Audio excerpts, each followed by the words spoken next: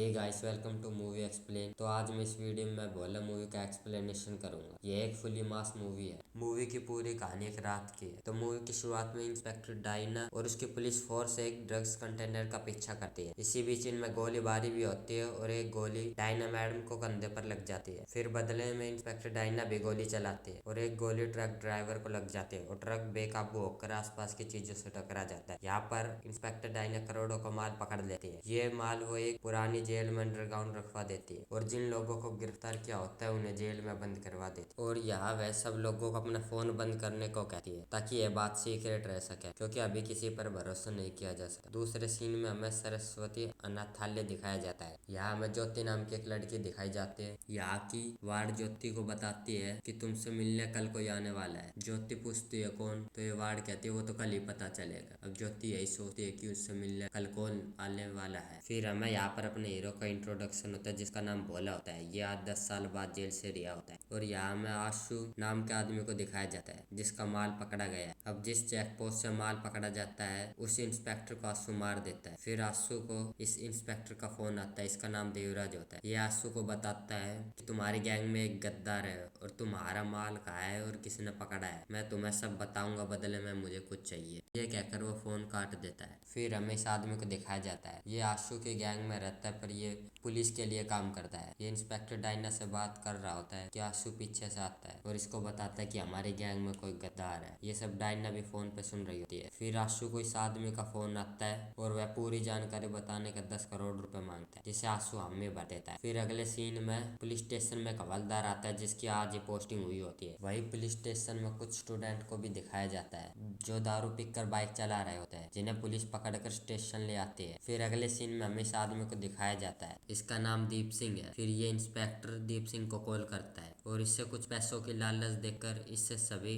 के ड्रिंक में ड्रग्स मिलवा देता है। फिर अगले सीन में हमें भोला दिखाया जाता है जिसे एक पुलिस वाले ने उससे बहस करने पर पकड़ लिया होता है। फिर हमें दिखाया जाता है कि एक बड़ा अफसर रिटायरमेंट और इतना माल पकड़ने की खुशी में सभी को छोटी पार्टी देता है। फिर जैसे जैसे सभी लोग शराब पीने लगते हैं सभी धीरे धीरे बेहोश होने लगते हैं। यहाँ पर डायना मैडम को उस एजेंट का मैसेज आता है कि माल को और आपका लोकेशन का पता चल गया। अब डायना मैडम को सभी पुलिस वालों को हॉस्पिटल ले जाना होता है। तभी वे एक लॉरी देखती है और वह लॉरी केटरिंग वालों की होती है, लेकिन लॉरी का ड्राइवर पिकर टल्ली होता है और इनमें से किसी को भी लॉरी चलानी नहीं आती। फिर डायना भोला को देखती है और उससे लॉरी चलाने को कहती है। पहले तो भोला लॉरी चलाने से मना कर देता है पर फिर थोड़ी देर में भोला लॉरी चलाने के लिए तैयार हो जाता है। फिर सभी पुलिस वालों को लॉरी में डालते हैं। यहाँ भोला को मीट दिखता है। फिर वहाँ भोला बैठकर पेट भरकर मीट खाता है। फिर यहाँ पर इस कैटरिंग वाले का नाम करची होता है। इसे शॉर्टकट रास्ता का पता होता है, इसलिए ये लोग उसे भी अपने साथ ले जाते हैं। और ये इंस्पेक्टर भी इस लॉरी में होता है और बेहोश होने का नाटक करने लगता है। ये इस इंस्पेक्टर को फोन करता है और यहाँ जो हो रहा है वो उसे बताता है। ये इसे आशु का नंबर देता है और आगे की लोकेशन उसे बताने को कहता है। फिर ये इंस्पेक्टर आशु को फोन करके उसे माल का पता बताता है। यहाँ डायना लालगंज के थाने में फोन करके थाने को चारों तरफ से सिक्योर करने को कहती है। वही दूसरी तरफ आशु अपनी गैंग से कहता है कि जो उन 4 पुलिस वालों को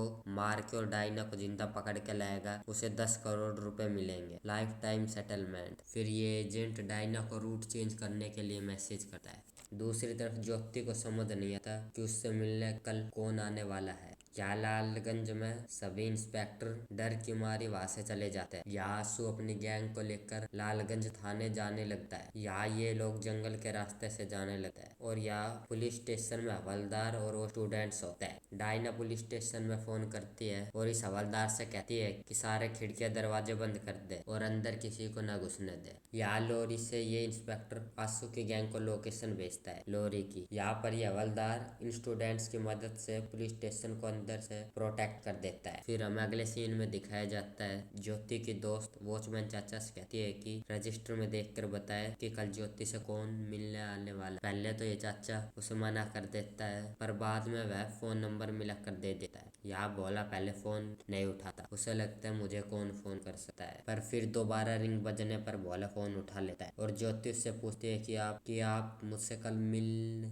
खरीदने आने वाले हो, आप मेरे क्या लगते हो। तभी भोला कुछ बोल पाता कि उनकी लॉरी पर हमला हो जाता है। एक बाइकर गैंग उनकी लॉरी पर हमला कर देती है। यहाँ पर भोला और उस गैंग के बीच फाइट होती है। भोला किसी तरह उस गैंग को मात दे देता है। यहाँ दूसरी तरफ आशु लालगंज थाने पहुंच जाता है। यहाँ भोला वापिस से उसी आश्रम में फोन लगाता है, पर उसकी बात उसकी बेटी से नहीं हो पाती है। डायना को उस एजेंट का मैसेज आता है जो आशु की गैंग में है कि आशु थाना पहुंच गया है। यहाँ भोला लॉरी चलाने के लिए फिर से मना करता है, पर डायना उसे किसी तरह मना लेती है। पर भोला एक शर्त रखता है, वो शर्त मैं आपको वीडियो में आगे बताऊंगा। वही ये इंस्पेक्टर आशु गैंग को पल पल की खबर देता रहता है। फिर यहाँ रास्ते में और 2 गैंग आ जाती है और उसे रोकने की कोशिश करता है। फिर यहाँ उस शर्त के बारे में भोला कहता है कि एक कमरा, पंखा, खाट ये चाहिए मुझे अपनी बेटी के लिए और बिजली की सुविधा आदि। यहाँ डायना मान जाती है। फिर यहाँ फाइट होती है। यहाँ गुंडा और भोले के बीच फाइट होती है। फिर यहाँ भोला और गुंडों के बीच फाइट होती है और इसमें कराची और डायना भी भोला की मदद करता है। फाइनली ये इस गैंग को भी मात दे देता है। फिर डायना मैडम यहाँ पुलिस स्टेशन में हवलदार को फोन करती है और उससे वीडियो कॉल पे बात करने को कहती है।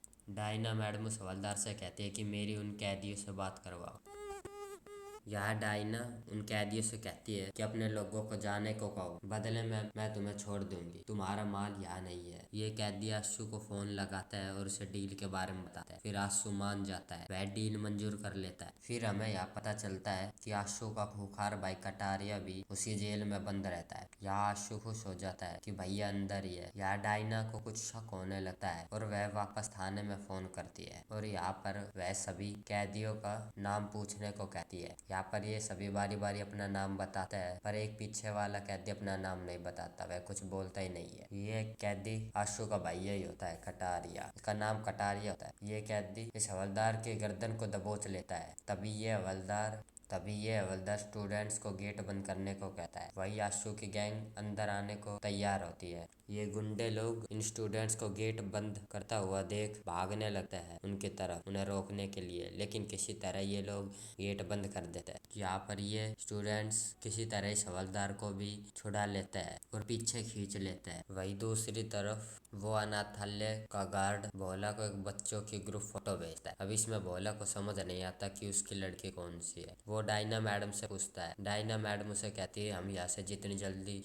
निकलेंगे, जितनी जल्दी थाना पहुँचेंगे, उतनी जल्दी तुम अपनी बेटी से मिल पाओगे। फिर ये थाना जाने के लिए चलता है। यहाँ भोला को इस इंस्पेक्टर पर थोड़ा शक होता है, लेकिन जब ये देखता है तो ये इंस्पेक्टर बेहोश होने का नाटक करने लगता है। और यह दूसरी तरफ आशु के गैंग स्टेशन के अंदर घुसने की कोशिश करती है। यहाँ आशु को इस इंस्पेक्टर का फोन आता है। वो इसे कहता है कि तुम एक लॉरी ड्राइवर को नहीं संभाल पाए। आशु कहता है मैं उसे देख लूंगा। वही दूसरी तरफ भोला को रोकने के लिए एक और गैंग रोड जाम कर रखती है, लेकिन भोला ट्रक से सबको उड़ा देता है। यहाँ डायना को डॉक्टर का फोन आता है। वो डायना को बताती है कि तुम्हारे नारकोटिक डिपार्टमेंट का आदमी जरूर कोई आदमी जरूर उनसे मिला हुआ है, वरना इतनी हैवी डोज इजीली अवेलेबल नहीं है। या डायना बताती है कि वो तो पता नहीं। फिर डायना उस डॉक्टर को एम्बुलेंस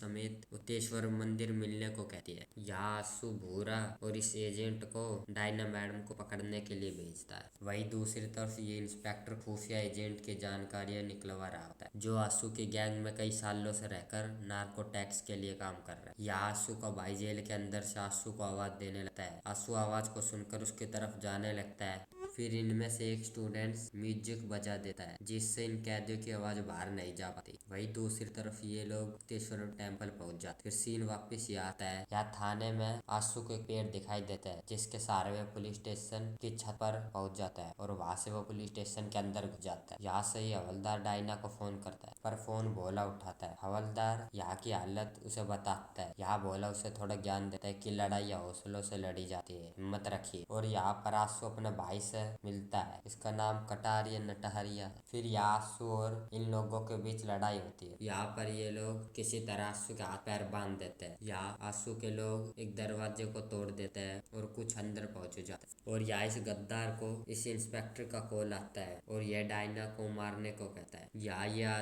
इस आदमी को फोन करता है और कहता है सिद्धेश्वर मंदिर पहुंचे। ये बात डायना बताने के लिए फोन करता है, पर फोन नहीं लेता। यहाँ कर्ची से पूछता है, यानी भोला से पूछते हैं कि आप कौन हो, कहाँ से आए हो। यहाँ पर स्टोरी फ्लैशबैक में चली जाती है। यहाँ में दिखाया जाता है कि भोला एक मंझा हुआ गैंगस्टर है। भोला को पहली बार में इस लड़की से प्यार हो जाता है। वह उससे मिलने उसके क्लिनिक भी जाता रहता है किसी न किसी बहाने से। ऐसे इन दोनों में प्यार हो जाता है और फिर इस लड़की को पता चलता है कि भोला एक गैंगस्टर है। फिर भोला उसके लिए सब कुछ छोड़ देता है और ये दोनों शादी कर लेते हैं। फिर हमें दिखाया जाता है कि कुछ लोग इनको मारने के लिए इनकी तरफ बढ़ रहे होते हैं। ये भोला के दुश्मन होते हैं और यहाँ सीन खत्म हो जाता है। और यहाँ भोला बताता है कि वह छिन गई मुझसे, पर एक दिन मुझे जेल में पता चलता है कि वह एक जिंदगी छोड़ गई है मेरे लिए, यानी उसकी बच्ची। यहाँ करचे भोला को जाने के लिए बोलता है और पुलिस वालों की बुराई भी करता है। ये सब डायना मैडम भी सुन लेती है। डायना मैडम भोला के पास आकर बैठती है। भोला उसे पायल देता है जो उसने अपनी बेटी के लिए बनवाई थी और कहता है कि अगर मुझे कुछ हो जाए तो ये मेरी बेटी को दे देना। या डायना बताती है कि उसका भी एक बच्चा था, पुलिस की ड्यूटी में वो उसे नहीं बचा पाई। डायना मैडम वो पायल भोला को देते हुए कहती है कि तुम ये पायल उसे खुद दोगे, ये मेरा वादा है तुमसे। और फिर यह एम्बुलेंस भी आ जाती है उन पुलिस वालों को ले जाने के लिए। वही दूसरी तरफ ये इंस्पेक्टर आज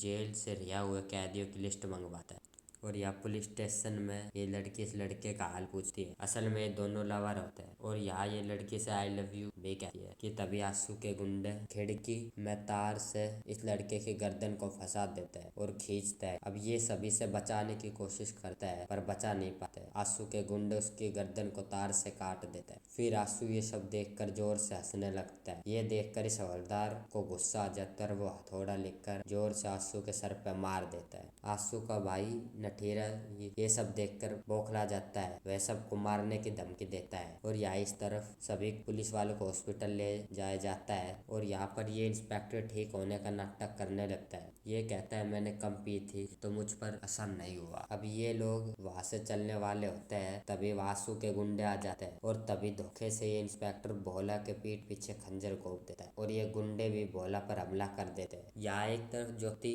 अपना सामान लेकर बैठी होती है, वही दूसरी तरफ भोला मौत से लड़ रहा होता है। ये लोग डायना से मारपीट करके उससे माल का पता पूछता है। तभी वहां पे ये एजेंट आ जाता है। ये कहता है तुम हटो मैं देख लूंगा। ये डायना मैडम को बंदूक निकालने को कहता है चुपचाप से। या डायना मैडम कहती है तुम यहाँ क्यों आए हो। और फिर हमें दिखाया जाता है कि इस गुंडे को पता चल जाता है कि वह अंडर कवर एजेंट है और यहाँ इस एजेंट और इस गुंडे के बीच हाथापाई होती है। ये लोग इस एजेंट को मार देते हैं और डायना मैडम को अपने साथ ले जाने लगता है और भोला को पानी में फेंकने के लिए ले जाता है। भोला के दिमाग में अपनी बेटी की यादें चल रही होती है और तभी वह उठ जाता है और फिर भोला है त्रिशूल से उन्हें शिव तांडव दिखाता है। फिर वह यहाँ सभी गुंडों को मार देता है और इस इंस्पेक्टर को भी। फिर वो डायना मैडम को बचाने जाता है। यहाँ भोला इस त्रिशूल को गाड़ी के ड्राइवर के सिर के आर पार कर देता है जिससे गाड़ी पेड़ से टकरा जाती है।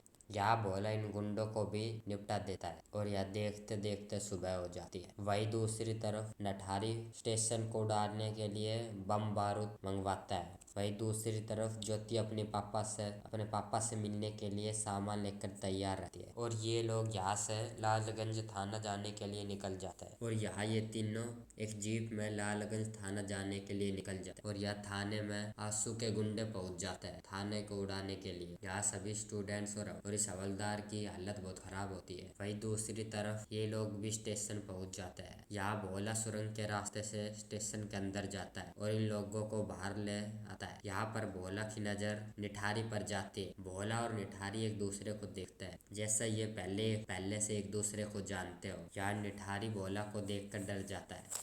वही डायना मैडम सारे ड्रग्स पर पेट्रोल छिड़क कर उन्हें जला देती है। यहाँ भोला और इस हवलदार को कुछ दिखाई देता है इसमें। अब ये क्या होता है ये मैं आपको आगे बताऊंगा। वही ये गुंडे लोग जेली को तोड़कर मिसाइल लेकर अंदर घुस जाते हैं और जो चीज अभी इन्हें मिलती है वो ये मशीन गन होती है। भोला ये मशीन गन लेकर तैयार खड़ा रहता है और फायर शुरू कर देता है। इस मशीन गन से भोला तबाही मचा देता है। ट्रक गुंडे सबको मिट्टी में मिला देता है। सब कुछ तहस नहस कर देता है। यहाँ जब इस इंस्पेक्टर के पास भोला की तस्वीर आती है तो इसके पाँव तले जमीन खिसक जाती है और यह अपने आप को शूट कर लेता है। शायद इसकी भी कुछ बैक स्टोरी है। और यह स्टेशन में मीडिया और एम्बुलेंस आ जाती है और यह वार्ड ज्योति को अपने पापा से मिलाने ले आती है। वही भोला को समझ नहीं आता कि वो क्या बोल रहे हैं ज्योति से। यहाँ ज्योति भी थोड़ी नर्वस होती है कि उससे मिलने वाला उसका क्या लगता है। फिर फाइनली ये दोनों मिलता है। ज्योति पूछती है कि आप मेरे क्या लगते हो, या भोला बोलता है पापा। तभी ये दोनों या इमोशनल हो जाते हैं और गले लग जाते हैं। सच में ये सीन बड़ा इमोशनली होता है। इसके बाद भोला अपनी बच्ची के साथ घर चला जाता है और फिर हमें यहाँ एक क्रेडिट सीन भी दिखाया जाता है जहाँ एक बड़े से शिप पे इस आदमी को दिखाया जाता है। यह कहता है जहाँ एक बड़े से शिप पे इस आदमी को दिखाया जाता है। इसे पता चलता है कि भोला जिंदा है। ये कहता है कि मौत का चेहरा बदला है, कैरेक्टर नहीं, अब मजा आएगा। और यहाँ हमें पता चलता है कि इस मूवी का दूसरा पार्ट भी आएगा। यहाँ पर मूवी द एंड हो जाती है। दोस्तों, मुझे तो मूवी बहुत अच्छी लगी। एक रीमेक होकर भी